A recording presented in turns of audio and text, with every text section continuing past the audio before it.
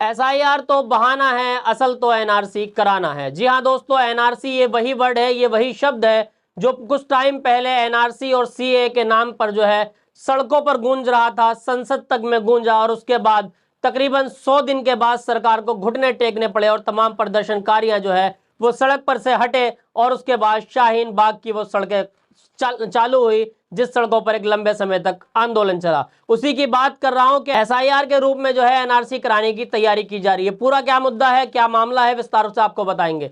आदाब दोस्तों, मैं आपके साथ जफर सिद्दीकी, आप देख रहे हैं पीआरबी। जी हाँ दोस्तों, आज हम बात कर रहे हैं एसआईआर की। एसआईआर को लेकर जिस तरीके से पूरे देश के अंदर जो है वो गहमा गहमी का माहौल है, कहीं एक तरफ जो है वो बीएलओ हाथ में हत्या करने पर मौजूद है, तो वहीं दूसरी तरफ घुसपैठियों की बात की जा रही है। जी हाँ दोस्तों, जो घुसपैठिया कल तक बिहार में मौजूद थे, वो अचानक तमाम घुसपैठिया उत्तर प्रदेश में आ घुसे हैं।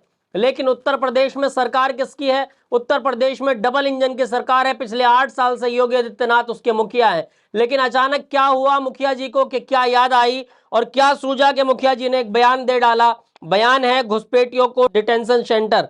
सीएम योगी का सख्त आदेश, निर्देश दिए कि तुरंत जो है डिटेंशन सेंटर बनाए जाएं और जो भी घुसपैठियां हैं उनको डिटेंशन सेंटरों में ठूस दिया जाए। यानी कि यह आदेश जिला अधिकारी यानी कि डीएम को दिया गया है। अब आप सोचिए साथियों, सवाल इस बात का है कि किस तरीके से जो है लोगों को डिटेंशन सेंटर की याद दिलाई जा रही है, लोगों को डिटेंशन सेंटर तक भेजने की बात कही जा रही है। लेकिन ना तो हम और ना हमारा चैनल किसी भी घुसपैठिए को समर्थन नहीं करता है। घुसपैठिए के खिलाफ सख्त से सख्त कदम उठाए जाने चाहिए। लेकिन सवाल इस बात का है कि पिछले 12 साल से देश के अंदर सरकार किसकी है?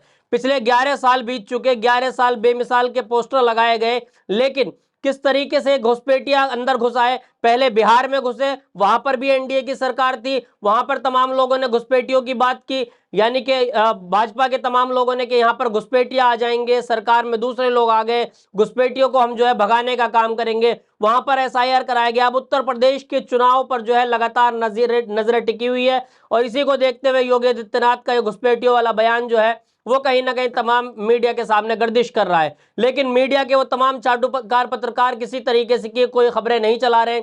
सवाल इस बात का है कि जब घुसपैठिया हैं प्रदेश के अंदर, 8 साल से सत्ता की कुर्सी पर आप बैठे हैं, तो आखिर 8 साल से सत्ता की कुर्सी पर आपके बैठने के बाद घुसपैठिए घुसे कैसे, जिनको निकालने की बात की जा रही है।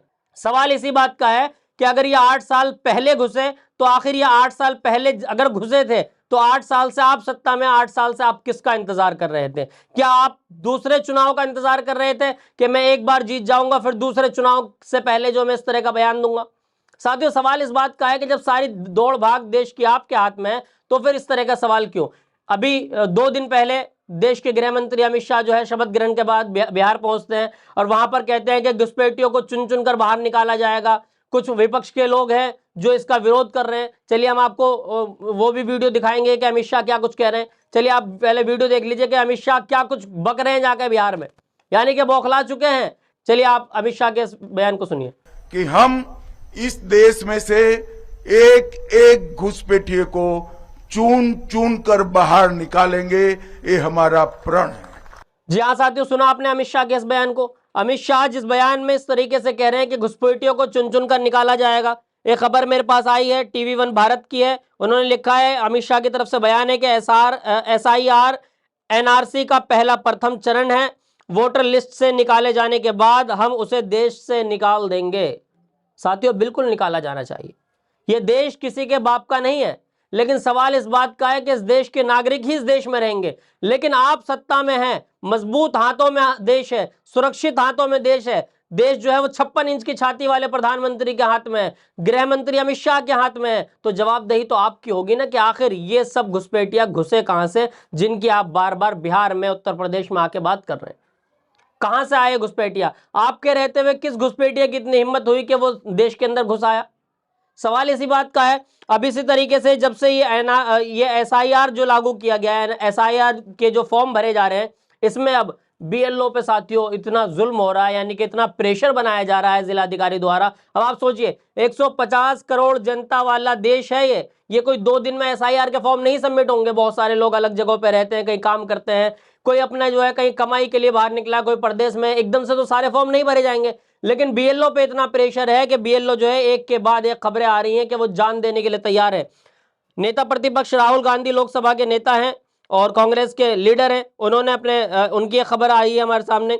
उन्होंने लिखा कि एसआईआर के नाम पर देश भर में अफरा तफरी मचा रखी है। नतीजा 3 हफ्ते में 16 बीएलओ की जान चली गई।